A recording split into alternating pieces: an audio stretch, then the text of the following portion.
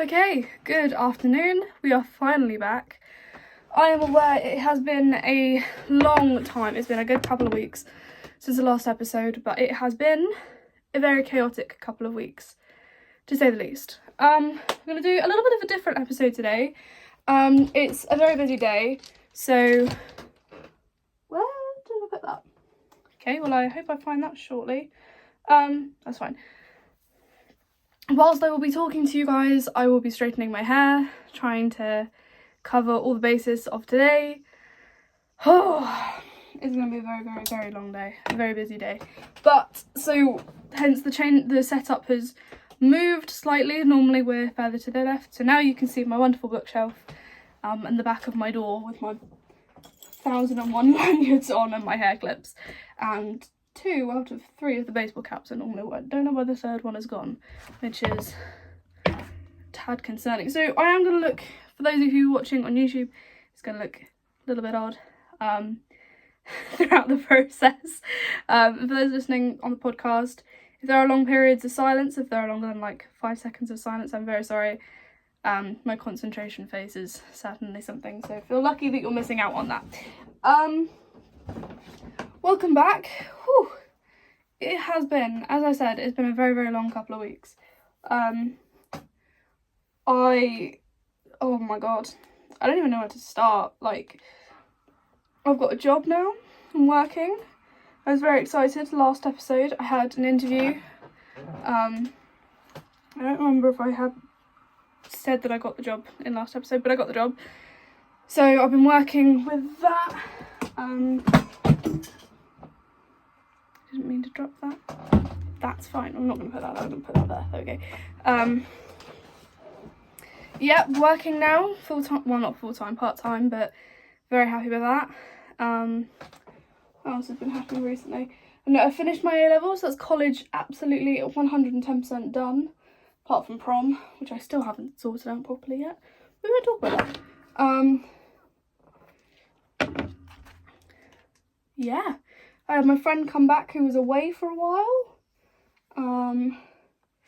Jesus, that is hot. Yeah, it's been a very, very long couple of weeks, but we've been working on it. We've got cleaning out the garage the other day, and we found a piano. And I'm not amazing at piano, but I've got a keyboard that my grandma gave me when she died.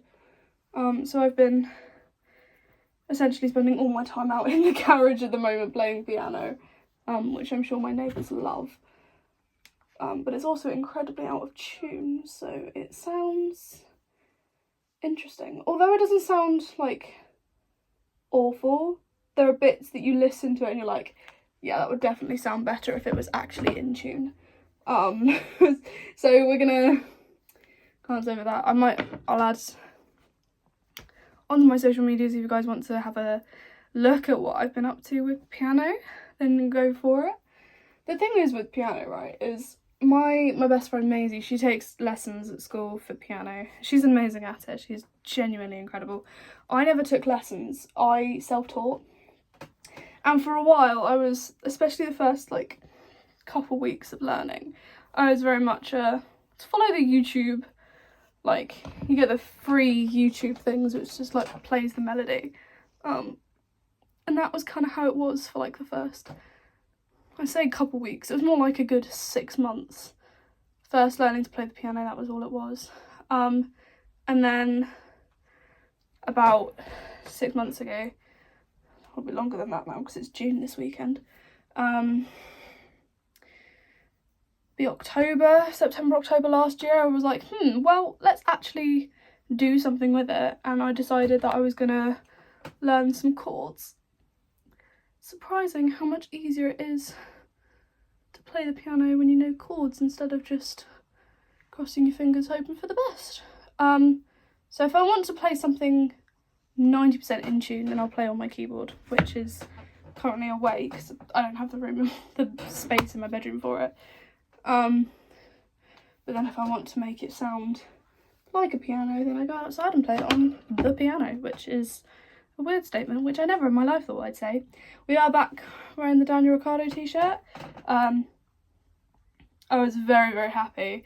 The F1 released a new like advert with Gatorade, and you can see in one of the clips it's Daniel Ricciardo, and I was like, oh my god, it's Daniel Ricciardo, and I was very happy. That made my day. But it's been a very long couple of days, that's for sure. Right, there we go. Just got my heat protectant, which I should have used on the first bit, but I completely forgot about that. So we're gonna fry my hair off anyway, because we're gonna bleach it on Saturday. We're going blonder again, because I am not a natural blonde, I am a bleach blonde, but the roots come through really badly, and it's been 2 and a bit months since I last did it.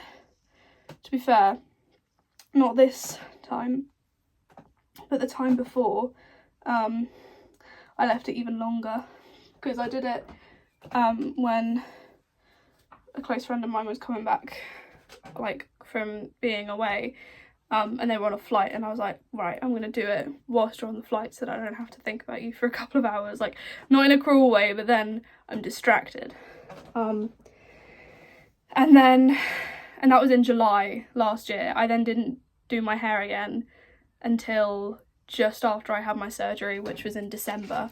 So, and I was like genuinely starting to look incredibly brunette. So, moral of the story is actually do what you're supposed to do. Probably wouldn't have been put off so much if I'd have actually like said to my mum, Mother, my hair is getting pretty bad again. Please sort it out. I'm quite lucky that my mum actually knows what she's doing in terms of bleaching my hair, so I don't have to pay to get it done, because she does it for me. If you hear a crackling sound, I'm very sorry, it is just heat protectant. My hair is not being completely fried, I hope, but I do like having my hair done. Oh, I wasn't able to watch the race live on Sunday. I was very frustrated because I was working. I got off of work at 4. My best friend met me in town after work. And then I got on the train. And it was like an hour and a half on the train, 2 hours.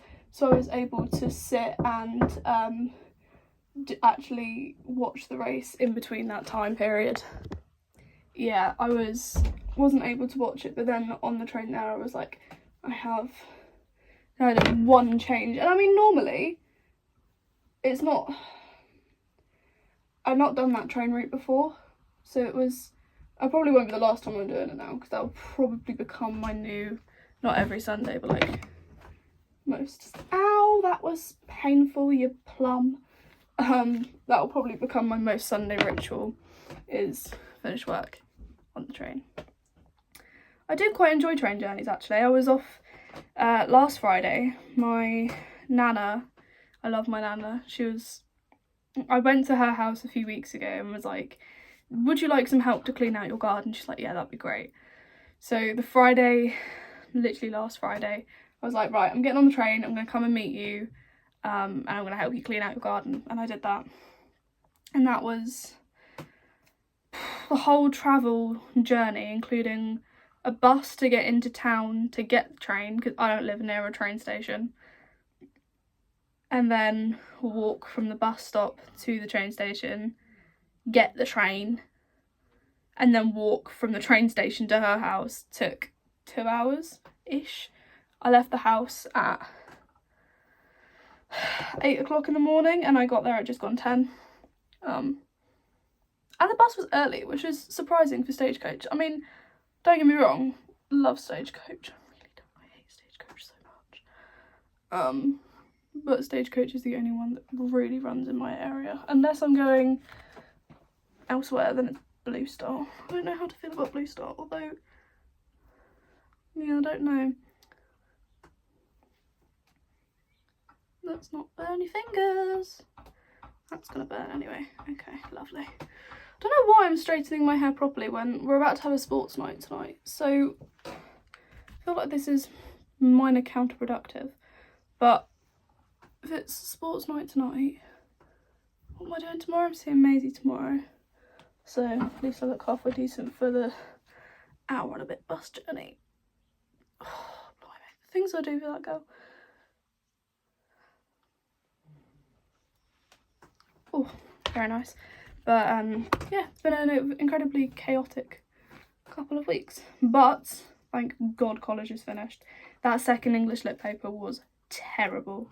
I was talking to my other friend Millie after the exam, and we were stood at train station. I was like, that was genuinely the shittest exam I have ever sat in my life. Like, I'm sorry, but what the hell was that?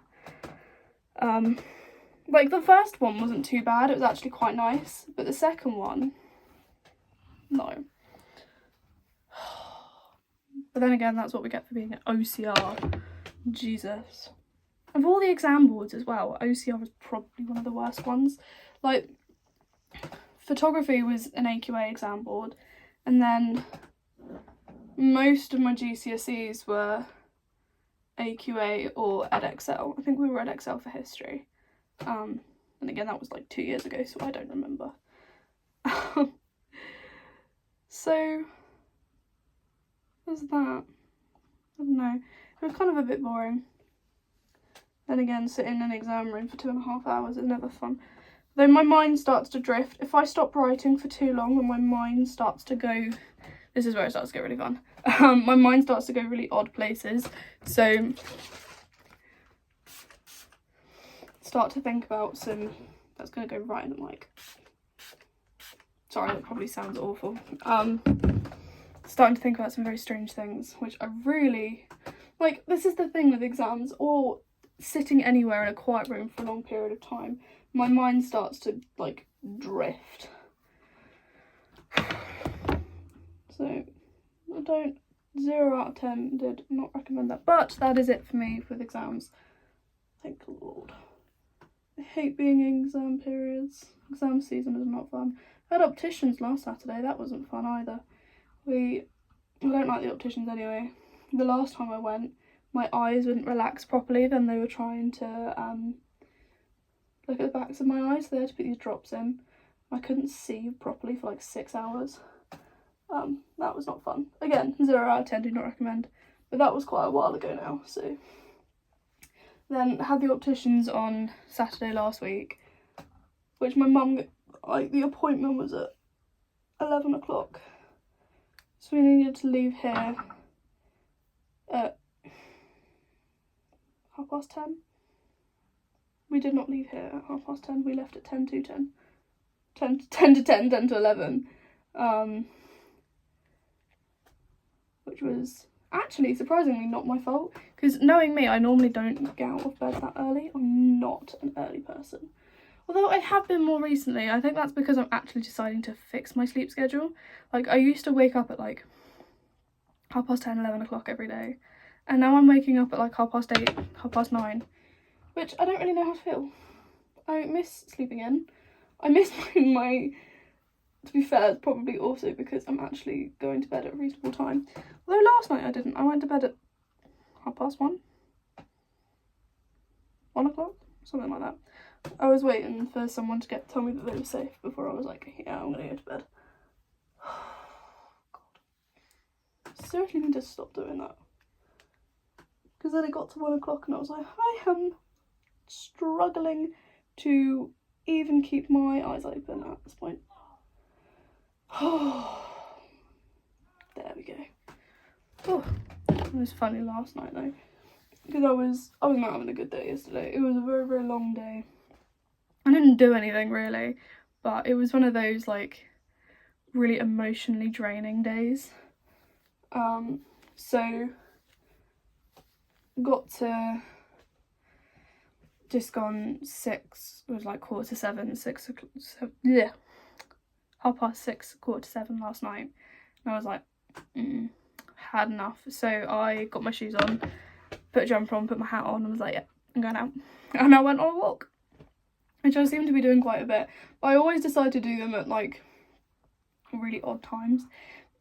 So I walked down a route I hadn't done before. I ended up on a main road. Wasn't exactly the intention. and then somehow took a different turn and then ended up back in the middle of the village. And I was like, oh, sick, okay. So that definitely wasn't planned, but hey ho, we've done it now, so back to square one, I guess. And then had like a 5 on my cards. So I was like, I'm knackered, I've still got a very long night ahead of me. Buy a Red Bull. Went into Tesco's to buy a Red Bull, and then who do I run into but my father? I was like, oh, hello, what are you doing here? He's like, getting stuff for dinner. What are you doing here? Getting a Red Bull. He's like, oh, do you want to lift back home? Yeah, sure, that's fine by me. So I didn't technically finish my walk. I got 3/4 of the way there and then got a lift home. Not that I'm complaining. It's quite a nice walk. I tend to do them quite a bit, especially like since around this time last year actually, I decided to start taking myself out on these walks. I do like not long journeys, but like half an hour to an hour. And I suppose especially around the area that I live in, it's quite a nice, not secluded, secluded's the wrong word. Well, secluded is the right word actually. It's a little village in the middle of nowhere, surrounded in fields. Not that I'm complaining, because it's a more place to explore when I go on my walks. And I have a habit of writing poetry as well. I quite enjoy writing poetry. Might get my book out if I've still got time after this. Oh God. Yeah, I quite enjoy writing poetry. This was like just over a month ago. I took my poetry book with me and I was like, I'm gonna sit in a field and write some poetry for an hour. It was a little over an hour in the end, but got some nice bits out of it.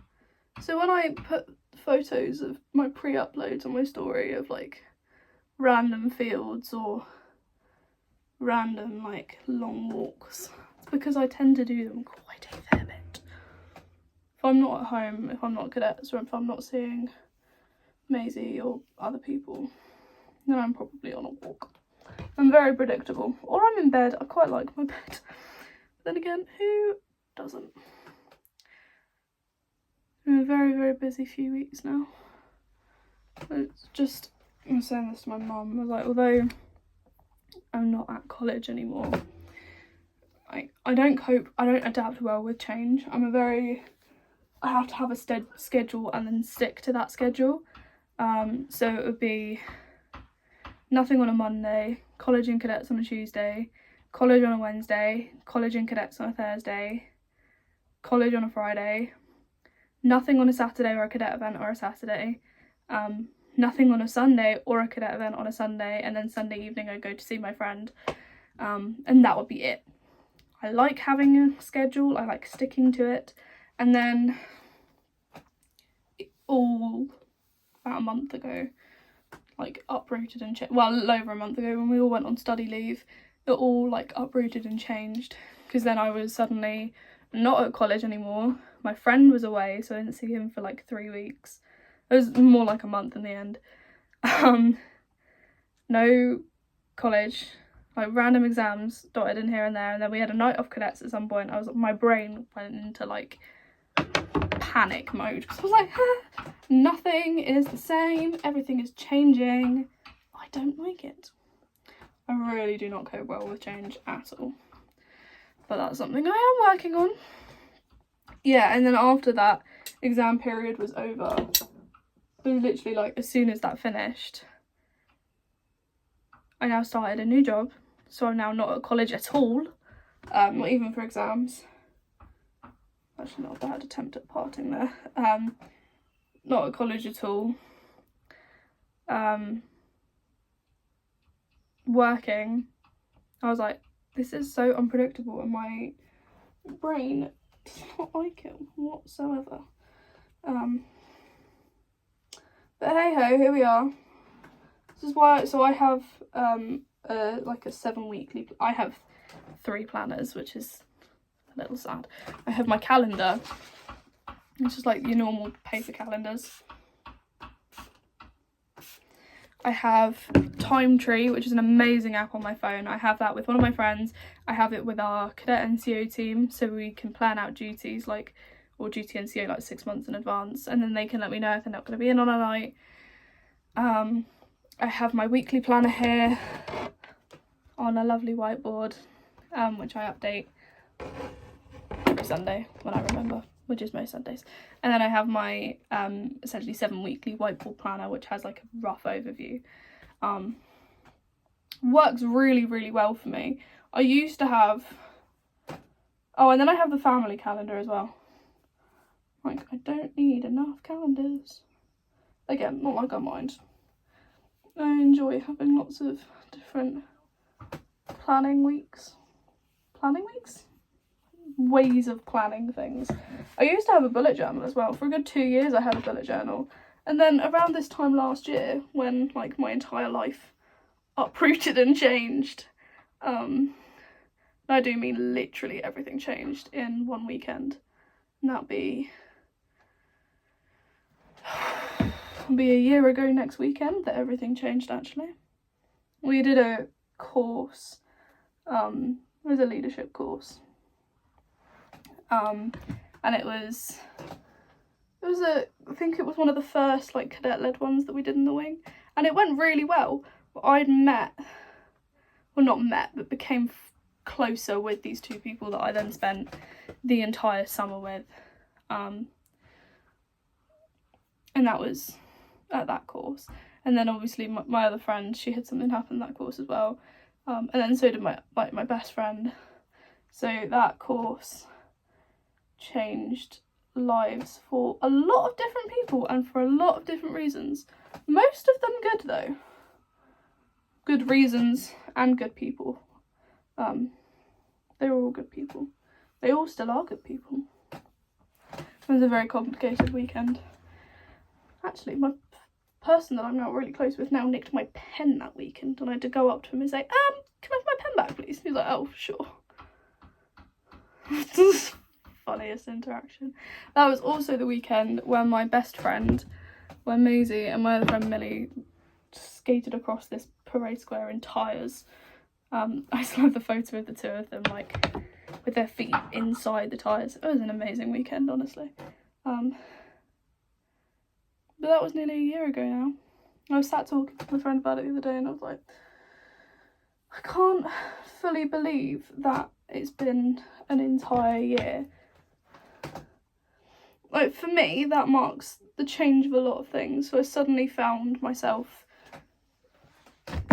having gone from a place where I was very, very secluded, very kept to myself. I wasn't really open to change at all in any way, shape or form, and I wasn't really allowed to go and do a lot of things.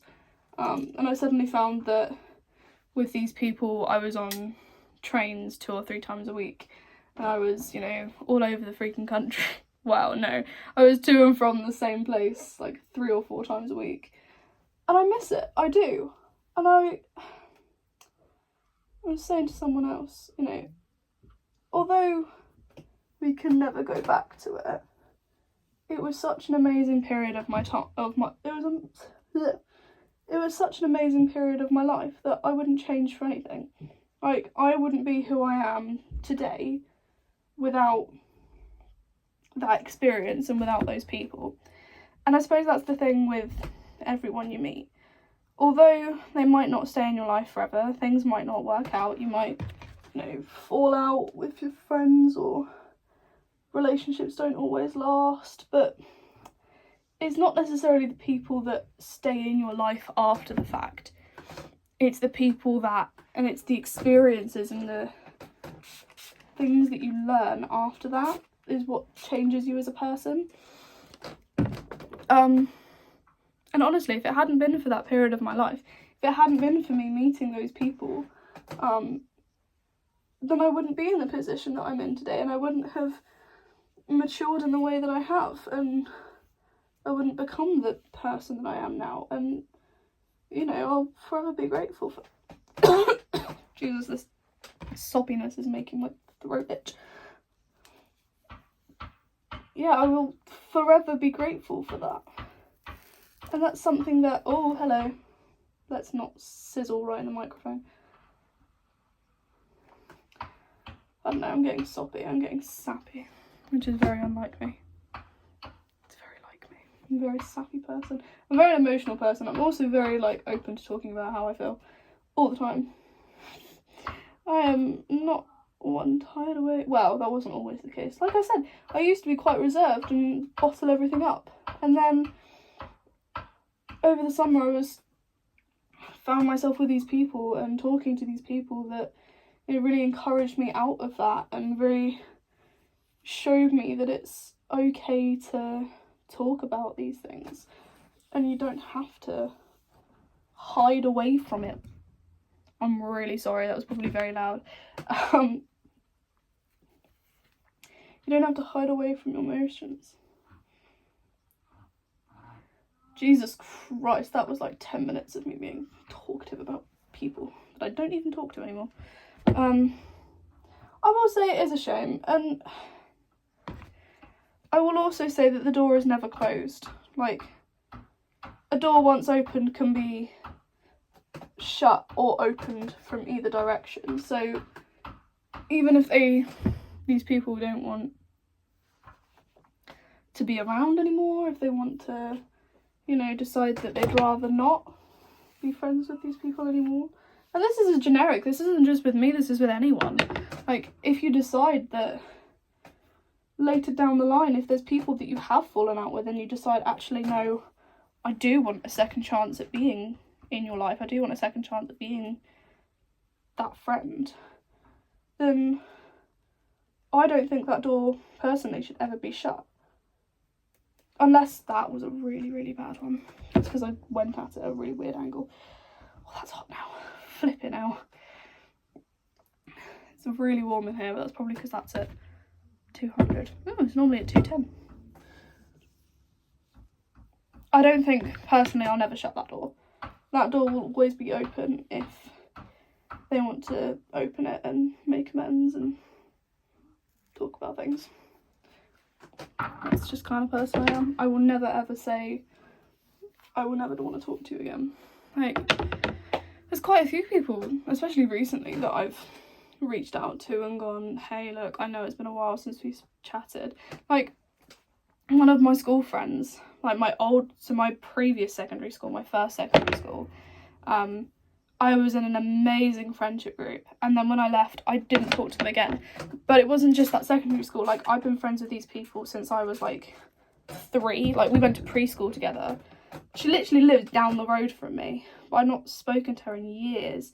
And then one day we got the bus back from the town together, like, coincidence. Started chatting again. Yeah, started chatting again, and then that was it. Now we went to dinner a few months ago. We now talk all the time, and I'm very, very grateful for that friendship. I'm very grateful to have her back in my life. So I will never ever close the door on a friendship. Like, if that's personally though, I know some people are like, if you wrong me, if you walk out of my life, if you make that decision that you don't want to know me anymore, then that's it, that's you done. Personally, I can't ever do that. I personally also think that if you love someone to that extent, if you love someone in any way, you never really stop loving them, you just love them a little bit less, or you just box those feelings, like you literally put them in a little box so that you don't have to think about them, or you just care that little bit less. So I will always be open to opening whatever doors come back. That's not an invitation though. It's more of a, if you want, like, if anybody wants to go back into your life, don't always say no first try. At least give them a chance first. Give them a chance to explain themselves, or to have the conversation as to, like, right, okay, where can we go from here? What can we do to make this friendship better? Or what can we do to make this friendship work again? Personal opinions though, might not always work for everyone, doesn't always work for everyone, but that's my view on it. Thank you very much for listening to episode 7 of 17 going on 30. Again, it has been another unplanned week where we've just talked about nonsense for half an hour, whilst we've been multitasking and doing my hair. I might start multitasking more often. So make sure you listen in next week for episode 8. We have no plans for next week's episode, but it's going to be a very busy weekend next weekend. So fingers crossed that it all goes to plan. Thank you for listening, and I will see you all next week on 17 going on 30.